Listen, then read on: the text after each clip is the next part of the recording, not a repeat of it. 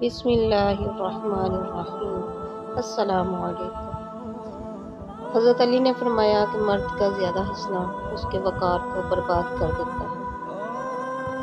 ہمارے پیارے آقا صلی اللہ علیہ وآلہ وسلم نے فرمایا، شوہر کا اپنی بیوی بچوں کے ساتھ بیٹھنا اللہ تعالیٰ کو اس کے اعتکاف سے زیادہ پسند ہے جو مسجد میں ادا کیا جائے۔ حضرت علی فرماتے ہیں، وضو جوانوں کی طرح کرو، نماز بوڑھوں کی طرح پڑھو اور دعا بچوں کی طرح مانگو۔ تمام دن کام کاج کی وجہ سے اگر تھکاوٹ ہو جائے تو رات کو سونے سے پہلے اول آخر 7 مرتبہ درود پاک پڑھیں، پھر 33 مرتبہ سورۃ کوثر کا ورد کریں اور اپنے جسم پر پھونک ماریں۔